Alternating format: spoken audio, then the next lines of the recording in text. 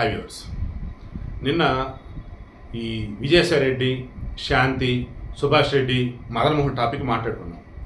అందులో మదన్మోహన్ చెప్పింది ఏంటి, నాకు శాంతికి విడాకులు కాల, దెన్ వేరే వాళ్ళ అట్ట పెళ్లి చేసుకునిద్ది అండ్ వాళ్ళ తరఫున బెడ్ అట్టకనిద్ది, నాకు న్యాయం కావాలి అన్నాడు.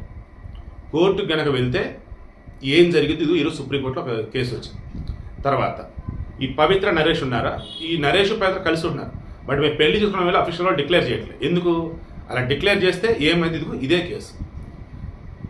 చెన్నైకి చెందినటువంటి చెన్నై తమిళనాడు పర్సన్ కోర్టు, చెన్నై కోర్టుకు వచ్చింది, మద్రాస్ కోర్టుకి. దెన్ అక్కడ వచ్చేసి ఏంటంటే ఆ వ్యక్తికి న్యాయం జరగల. సుప్రీంకోర్టు గతంలో తీర్పులు అట్లా ఉన్నాయి కదా, దాంతో హైకోర్టు కూడా ఏమందంటే విడాకులు కాల, బట్ ఆమె వేరే అతను పెళ్లి చేసుకుంది, వాళ్ళకి 6 సంవత్సరాల బిడ్డ కూడా ఉన్నారు.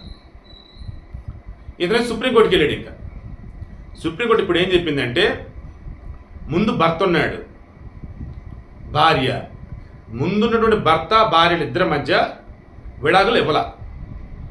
ఈమె ఏం చేసింది, వేరే అతను పెళ్లి చేసుకుంది, వాళ్ళకి 6 సంవత్సరాల బిడ్డ కూడా ఉన్నాడు. మరి ఎలా ఏంటి అంటే రూల్స్ ఒప్పుకోవి అని చెప్పి జైలు శిక్ష 6 నెలలు. అది కూడా ఎలాగో చూడండి. ముందు ఇమీడియట్గా రెండో భర్త ఉన్నాడే అతను జైలుకి వెళ్ళాలి 6 నెలల పాటు. అతను జైలు నుంచి బయటకు వచ్చిన తర్వాత 2 వారాల్లో ఈమె జైలుకి వెళ్ళాలి.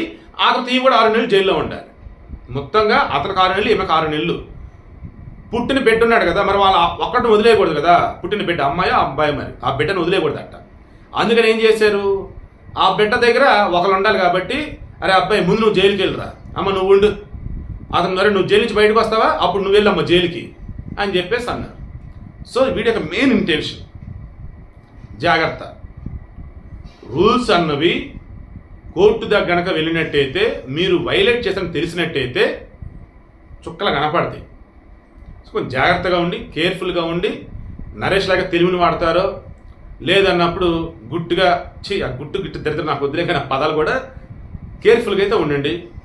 లీగల్గా ఆ టెర్మినాలజీ అనేది ఏదైతే ఉంటుందో, లాయర్లు సరైన అయినట్టయితే, ఆ జడ్జి మీద కరెక్ట్గా చెప్పగలిగితే, మీరు తప్పునని తేలితే చట్ట ప్రకారం చుక్కలు కనపడతాయి. ఇప్పుడు వాళ్ళకి అదే పరిస్థితి.